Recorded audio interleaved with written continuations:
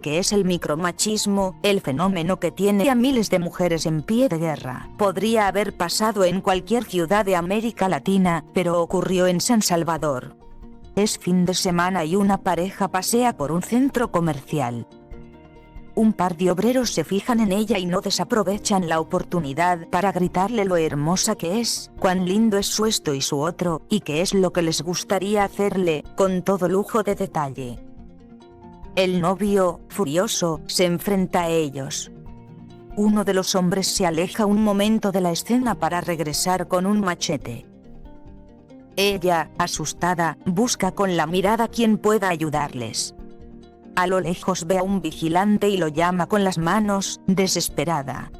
Cuando llega, la pareja le cuenta lo ocurrido, y este decide tomar cartas en el asunto. Es una vergüenza que ustedes hagan esto, reprende al hombre del machete y a su compañero. Bien se sabe que cuando una mujer camina con hombre, no se le puede decir nada, porque no anda sola. Durante el certamen de cocina que más triunfa en la televisión de España, un aspirante a concursante se planta delante del jurado. Y les cuenta a los jueces que tiene 7 hijos en casa, todos varones. El jurado se lleva las manos a la cabeza y le pregunta a la mujer si tiene quien le ayude a manejarlos, si su madre o su suegra le echan una mano. Un anuncio impreso en prensa utiliza a una mujer desnuda para vender un champú. No te obsesiones con ella, grita el texto. Tú también puedes tener una igual. La melena, claro. Los 3 episodios de arriba se engloban en el fenómeno que se define como micromachismo. El término lo acuñó el psicoterapeuta español Luis Bonino Méndez en 1991 para dar nombre a prácticas que otros especialistas llaman pequeñas tiranías, terrorismo íntimo o violencia blanda. Ya el sociólogo francés Pierre Bourdieu había hablado de violencia suave, íntimamente relacionada con lo que él definía como neomachismo. Esto es, un machismo más sutil en una sociedad que lo tolera menos. Así, pues, el fenómeno incluye ideas, gestos, actitudes y comportamientos cotidianos, interiorizados y justificados como naturales, que condicionan el día a día de las mujeres. En definitiva, una muestra más de la desigualdad entre hombres y mujeres. Las expertas consultadas por BBC Mundo coinciden con esa definición, aunque no todas están de acuerdo con el término. No me gusta el concepto micromachismos, porque hacemos creer que son inofensivos, explica la activista y columnista colombiana Catalina Ruiz Navarro, creadora del hashtag Mi Primer Acoso. Con ello decimos sí fue, pero fue micro, añade.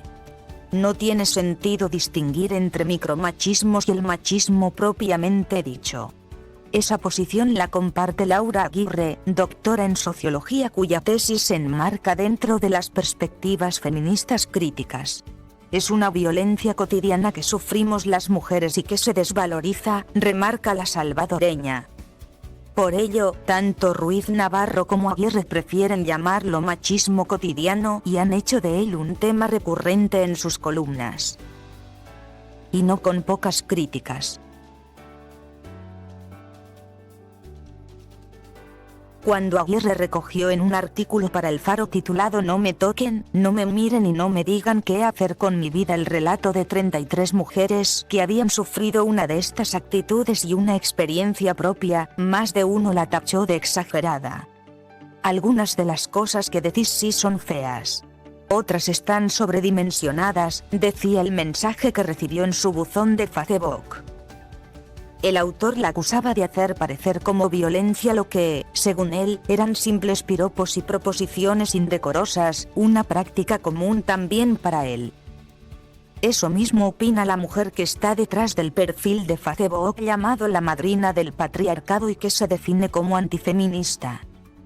El de los micromachismos me parece una expresión exagerada y que pretende criminalizar comportamientos masculinos, con la única finalidad de ampliar el radar del concepto de violencia de género, explica a BBC Mundo, a quien pide que no revele su nombre porque tiene muchos detractores en el feminismo. Muchas de las situaciones que son catalogadas como micromachismos son simples circunstancias que se dan inocuamente, es decir, sin intención lesiva alguna. Según ella, se maximiza lo mínimo. Por ello, insisten que hablar de micromachismos, incluso de machismo, hoy no tiene sentido. Lo que existen son comportamientos inadecuados de una persona hacia otra, sea hombre o mujer, sentencia. Pero para otros expertos esto tiene una dimensión mucho mayor. En las actitudes y acciones cotidianas de acoso y abuso hacia las mujeres se podría encontrar la explicación de por qué muchas, que no todas, son golpeadas, violadas, desaparecidas o asesinadas, argumentaba Aguirre con su columna. Al fin y al cabo, la lógica del hombre que grita a una mujer en la calle y el de un feminicida no son tan distintos, dice por su parte Ruiz Navarro. El primero cree que el cuerpo de la mujer está a su disposición para que le adorne el día. Y el segundo también lo considera a su disposición para llegar hasta sus últimas consecuencias, quizá porque no lo obedeció, explica. Aunque ambas subrayan que los micromachismos no son actitudes exclusivas de los hombres, y que las mujeres también participan de esa lógica. Nos educan en un sistema en el que nos pone una contra otra, dice Aguirre. Así, nosotras mismas incurrimos en comentarios como parece puta o las mujeres son muy complicadas. Reconoce que en tiempos en los que no tenía información sobre la cuestión, ella misma solía ser cómplice de estas prácticas.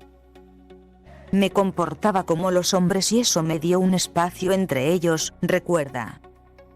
No había maldad consciente, son dispositivos mentales incorporados y automatizados, dice la literatura científica sobre el tema, pero pones de tu parte para perpetuar esas actitudes, dice. Y es bien triste darte cuenta de ello. Esa es una actitud muy frecuente en América Latina, se lamentan las expertas. Y añaden que en la región la de los machismos cotidianos no es una discusión pública, como sí llegó a ser en España, entre otros países, en parte gracias al blog Micromachismos del diario.es. En unos países en los que el feminicidio está a la orden del día, en los que los titulares siguen atribuyendo estas muertes a crímenes pasionales, el de los micromachismos no es un tema del que se hable, reconoce Catalina Ruiz Navarro. Según el último informe de Naciones Unidas sobre el feminicidio, presentado en abril de este año, de los 25 países con mayor tasa de ese tipo de crímenes, 14 están en América Latina. Además, el fenómeno sigue en aumento en la región y la aplicación de la justicia sigue siendo limitada, con un 98% de impunidad, declaró la directora de ONU Mujeres para las Américas y el Caribe, Luisa Carvalho. Por ello, estamos lejos de empezar a hablar de que, tras pedir una cerveza y una Coca-Cola en un bar, a mí me sirvan el refresco y a mi esposo la bebida alcohólica es un micromachismo, añade. La conversación regional tiene que ver ahora con el acoso, con cómo identificarlo, concluye. Aguirre coincide con ella, aunque es más optimista. En la región las mujeres empiezan a hablar cada vez más de una sensación de incomodidad ante estas actitudes. Son cotidianas, quizá no se atreven a tacharlas de machistas, pero les genera cierta incomodidad. ¿Y qué hay de los hombres? No, en general entre los hombres no existe esta reflexión, dice tajante.